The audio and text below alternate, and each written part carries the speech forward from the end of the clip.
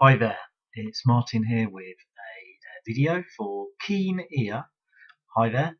Um, it's a contest that you decided to do, and I've already commented that I would do a video. So here we go. Um, the sound on your channel is really good, I noticed, because you've got a little microphone here. So hope you can hear this okay. Maybe not as high tech as you, but let's crack on with 18 questions, which I thought were so good that I wanted to participate. So I've written them down, much like yourself, in one of these. Right, so you first asked favourite soundtrack including television. Okay, so I've got a film and television series. Television series was all completely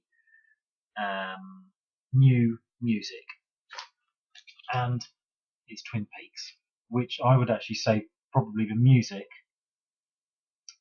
I'm more into than the actual TV series. Not that I'm not into it, but just, well, it's easier, isn't it?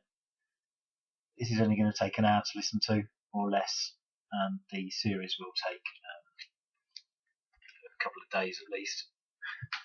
And then for the film, a compilation of music. A lot of films do this nowadays and always have done. It's not always original music. I went for Trainspotting. It's just something that I like, and I think the compilation and the tracks go really well with the film. You know, there's a bit down the toilet, isn't there? A bit in a club. The bit when he goes to London. Yeah. So there you go. Trainspotting. So that was the first question. Second question. Show a signed album. I've got a couple of signed things I'm going to show. First one, slightly embarrassing. I could actually have shown this as a multiple copy because I have two copies of this, a normal album, and I have this, which, as you can see, is signed Love Windy and these other dudes that were in this Transvision Vamp band. This is just a promo. I can't even remember where I got it from, probably work at the time. It's on a white label. The other one, a little bit cooler, is Songs to Play by Robert Forster, who was in the Go-Betweens. And I went to a gig in Oxford. In fact, I think I did a contest for this, and Vinyl Richie won the other copy of it. I can't remember if his was signed, but here, he's put to Martin. And this here, I asked him to write something that was memorable of the night. And it was a light hanging from a Quaker meeting hall, very plain room, down from the ceiling. We were just all sitting in about maybe 10 rows of 20 or so. So I would go for that signed album. So as part of that, the other album I would like to be signed was the other member of the Go-Betweens, who is no longer with us, Grant McLennan. And this is his Watershed album from, I think, about 1991 or so. Great catchy songs. Black Mule, a probable favourite of mine. So, moving on. The audiophile question. Show a great sounding album. I've shown this as well recently. This is a Swedish woman that plays a particular type of organ called Andal or Anadal church organ, and she sings and it's very atmospheric. It very much goes with the cover, I would say. Yeah, I guess you could say it's not like Kate Bush, but it's that sort of a thing. Yeah, and it sounds great. It's on City Slang. This is from 2013, and she's just done another album, I think. Have a worst sounding album. It's a picture disc. I don't know how relevant that is. and it almost sounds like the speed is wrong on it, or something to do with the mastering. Anyway, this is my original copy of Alice in Chains' Jar of Flies, a great album, or great mini album, but it sounds awful on this pressing. I've never got rid of it. I still have it, but I don't listen to it because I don't know. There's just something. I tried to look and see if there's something like the way it's pressed, or just my record player's been tested. There's a new cartridge on it. Yeah, it just doesn't sound good at all. So there you go. Right. Show a favourite double LP. Now, I was going to go with the White Album, but I've got it boxed away somewhere. I had to tidy up, and it's in there, and I can't be bothered to get it out. And you've seen it all before anyway. But George Martin always sort of said that White Album would have made a great single album, but sometimes bands just need to do this expansive thing, even if some of it isn't that great, or some people don't like it. But I decided to go for a band that did their first album as a double, and they always said that would be it. They would not do any more. Don't know if I need to cover this for nudity, but anyway. So this is Generation Terrorists, and it's a double album. And I guess if they hadn't done it, much like the Beatles' White Album, then well, we wouldn't have known. But now we like it, and it spreads out into a bit like having a super king size double bed than a double bed or a single bed. Yeah, that's how I describe it.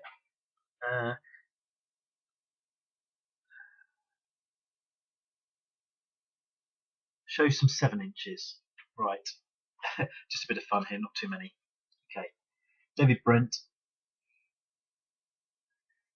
from the film Life on the Road with Lady Gypsy on the other side. Watch the video if you have not seen it. Here is Graham, a Liverpool band here, or supposedly, I suppose, they were formed there. Teardrop Explodes, Reward, back with a great Strange House in the Snow B-side. Someone else from Liverpool. Paul McCartney and his Frog Chorus. I think this is one of the first records I ever bought, actually. This is another copy of it. I sort of tried to go for the ones where I like the A-side and the B-side. Our Lips Are Sealed with We Got the Beat by the Go-Go's in a sort of a green non-picture of the band sleeve. This is Temple Head by a band called Transglobal Underground on Deconstruction.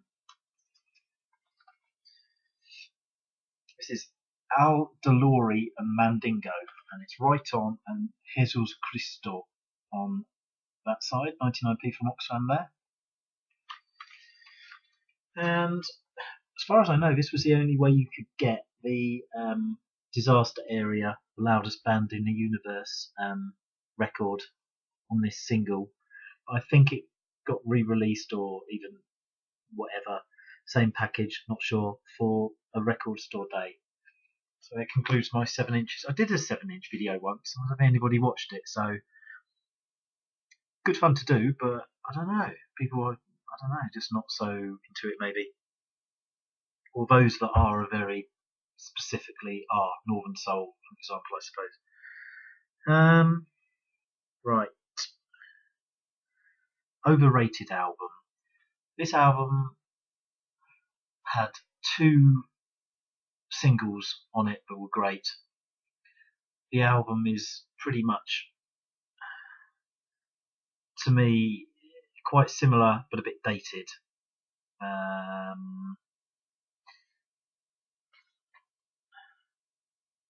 The first album of Rage Against the Machine, which I haven't got, or I might have it on CD. This is a 12-inch, like a red and white striped patterned, almost like a stick of rock coloured vinyl. There they are, taking the pledging the allegiance there, I guess. So I'd say that's overrated and a bit dated. Leave you to decide if it is or not. And this I actually bought. This is my original copy. I didn't like it at the start.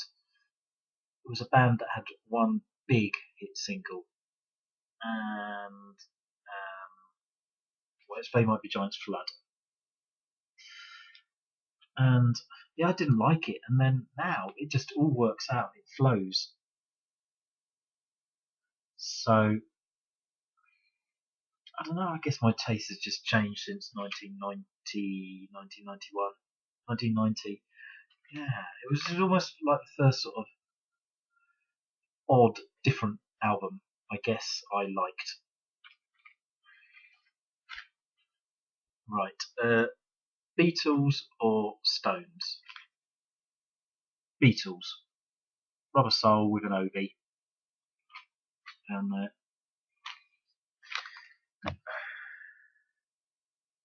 Bowie or Bolan?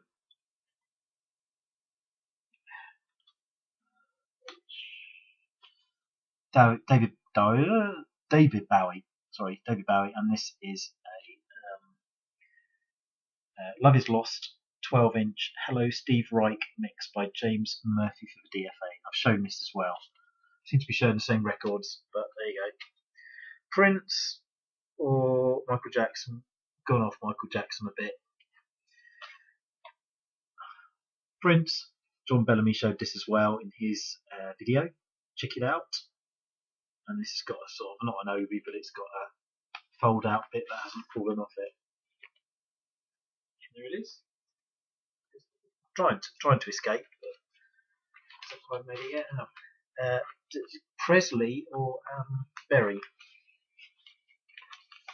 Don't dislike Elvis Presley, but I'm not that mad on him, so Chuck Berry.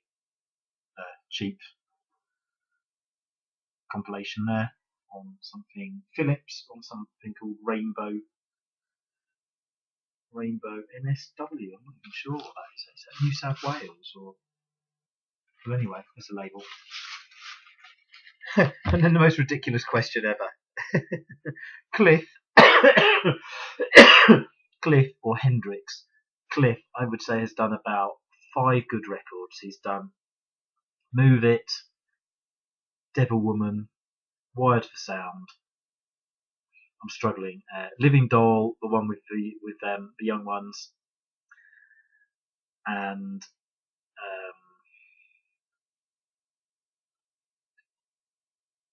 Carrie? No, I don't know. Well, anyway, yeah, this wipes the floor with it really. But I've got the first album I experienced, and I've got the one with the women on it. So I'm going to show this. This is a Polydor 12-inch, and it's got it's got All Along the Watchtower, Oh Electric Ladyland. It's got Foxy Lady. It's got Purple Haze, and it's got Manic Depression. Jimmy 1, Cliff 0. No extra time or penalties were needed. Right, next. An album that exceeded expectations. This album took a long time to come out for this band. It came out in 2008, actually. If I just do that, I can tempt you a bit there. Look, you won't guess yet. Anyway, so that had probably taken them a decade to do this, and I was sceptical for at least 5 years. The third Portishead album, just as good as the first two, I would say. Solid. When's the fourth one coming? Who knows? The biggest disappointment of failed expectations goes across to Manchester. The second coming, the Stone Roses.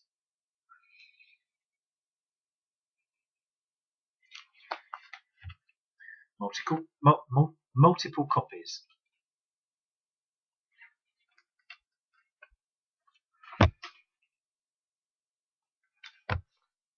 That's just 3.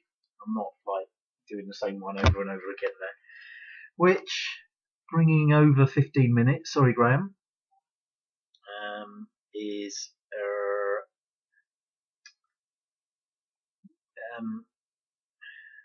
controversial covers. So let's show some of these. So this is Pixies, just there.